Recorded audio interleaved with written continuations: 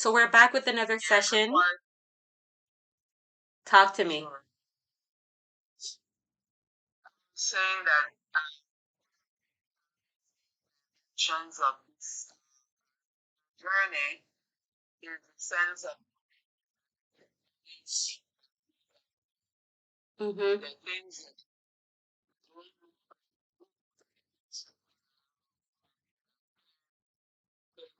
and on the journey. A lot of it has a spiritual dimension that is different from what is written by non-Garifuna people who are doing research, or even Garifuna people who are doing research, Mm-hmm. So, for example,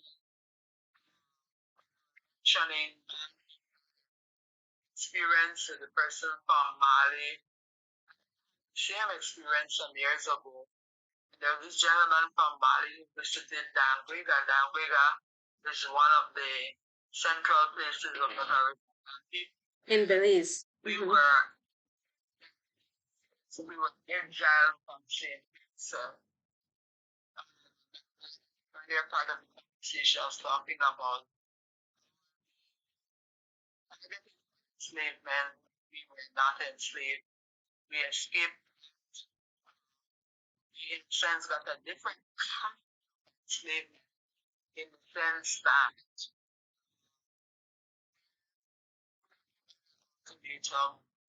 those who were not suffer colonial were given the opportunity to leave the island.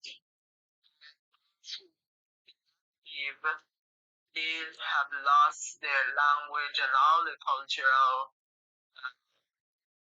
distinctiveness of being Garifuna. Mm-hmm. However, that does not take away the Garifunanis from them in the sense that even like with African Americans or anyone who has come from Africa, whatever shape or form, the knowingness is within our DNA. All of us have it. Once you have that melanin, you have that historical memory and can unravel and tap into it. So yes, go ahead. What he would do is he would spend 6 months working and 6 months to eat.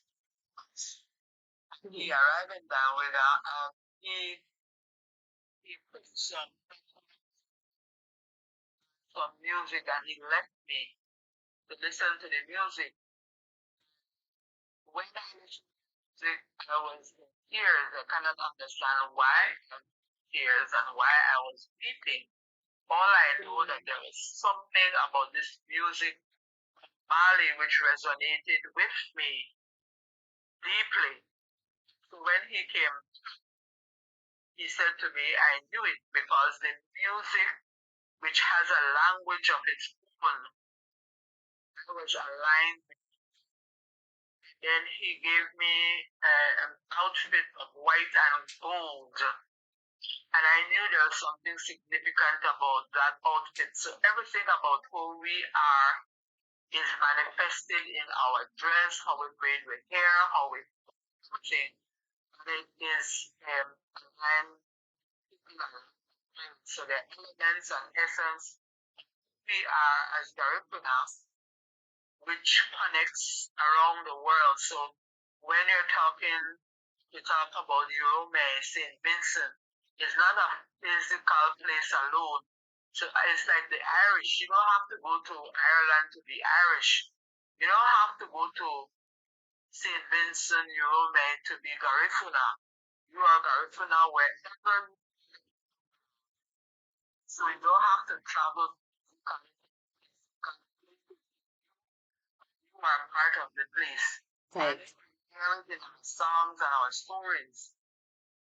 Well, do you think that there is a significant disconnect between those who have gotten the chance to travel and meet other Garifuna in other places, as opposed to those who have only remained in their, like, for example, with Belizeans, right? Like, Garifuna people who live in Belize, or that's even a good point. Like, Garifuna people who live in Belize City who did not grow up in Dangriga or who did not grow up in Hopkins or St. Bite.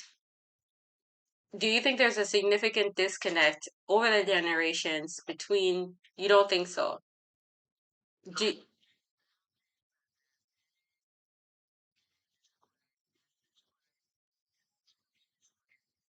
okay.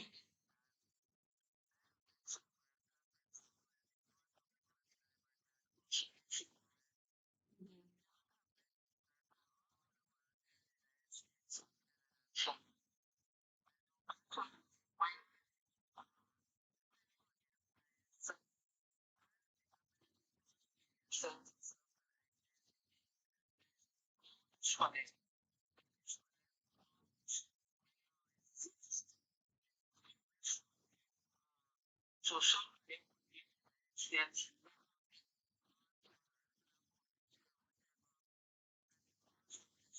John when see the sense of system. So with Mm, a sense of spiritual dimension of being God. So mhm. I sense of so I very respect children, children sense of who they are, but necessarily strength. So So talk a little bit. So talk a little. Okay. So let's divulge a little bit more into that because I want to talk a little bit before we close off again for today. I want to talk a little bit more about why was it important for Grandpa to go to St. Vincent? Why didn't he just be why wasn't he just like I know that I am Garifuna because I speak the language, I'm connected to my people, I've done my work, I've done my research. Why do you think it was important for him to have that journey, and why was it important for you to have that journey to go to St. Vincent and to go to the Dominican Republic and all these other places where you were encountering the same thread of oneness with other indigenous people throughout the Caribbean? And should other people do that to be of like mind? Because you talk about the mindset of and the resistance, and it's like when we have these dogo, right? And there is a dream and there is a pulling or there is something that's going on in your life and your family way that's compelling you to connect back with your ancestry and your true self, sense of self. Um, and it shows up in different ways in different parts of your life. And if you don't know because you were not taught, how do you get to that place of wanting to even uncover that?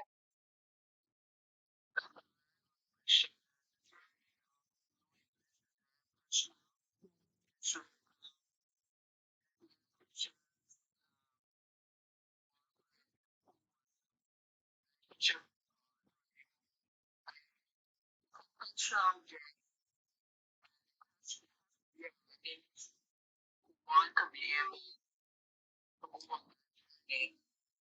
to make to be obedient, and many times when it's forced into it, circumstances. You Mhm. mentioned the Dugu, which is a sacred ritual of the Garifuna people, which is cleansing, it's a coming together, it's a thanksgiving, it's an awareness, it's a connectivity with others. So it's a personal choice, journey, and pilgrimage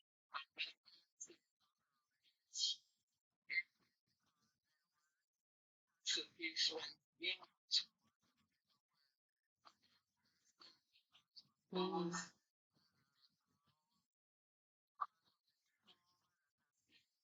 experience, shall alienation or time spend on.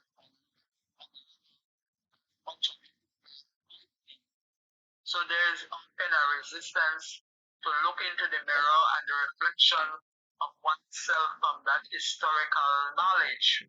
So when one makes the decision to go to Jerome, to St. Vincent, it's like how the Muslims go to Mecca.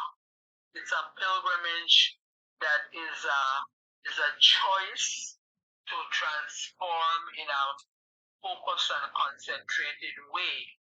It's like going back to your motherland, your homeland. It's like going to Jerusalem.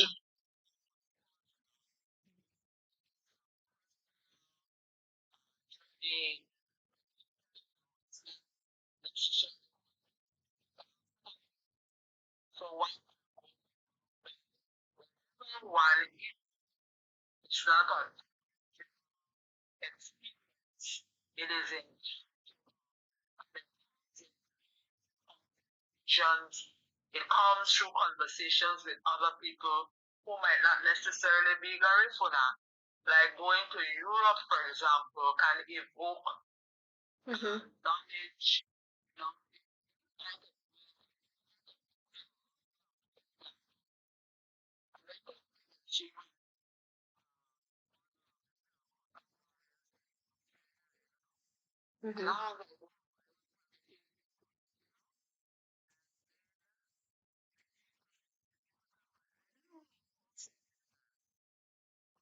short when I was in Mexico City recently, I went to the museum and there was like a version, indigenous version of that. It was like warriors, eagle, like it's, you know.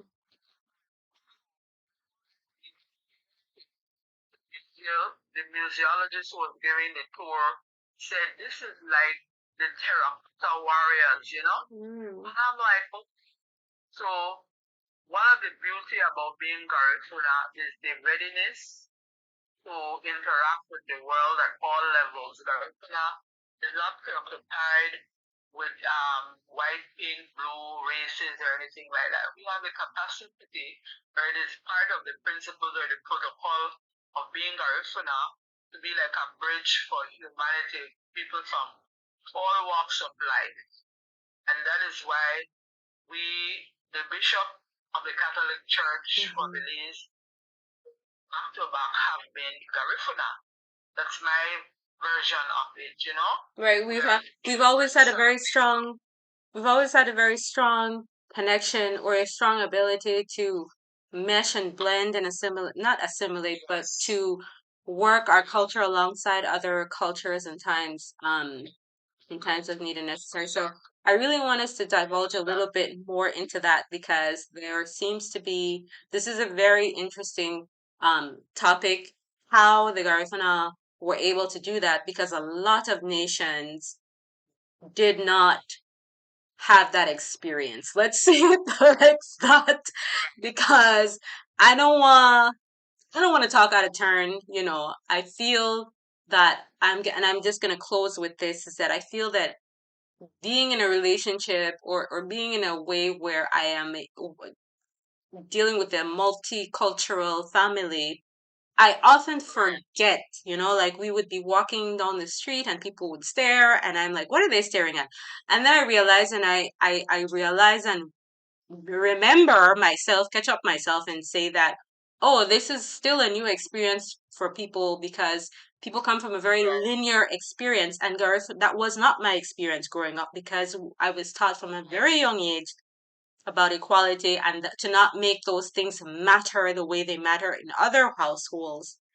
And it's not that we don't experience that as a culture, but we have, for the most part, been able to overcome and move in ways and in circles. You reminded me just yesterday of some of the awesome things that we've been able to do to represent our country and people because of the mindset that we have had. And we're out of time for today, but I just want to thank you for stopping by, and then maybe we could continue, but that's going to be what we're talking about next time is the Garifuna in terms of the Catholic Church. So guys, stay tuned. Please make sure to hit like and subscribe. If you like this content, please give your input. It really helps the algorithm, and I'll see you in the next one.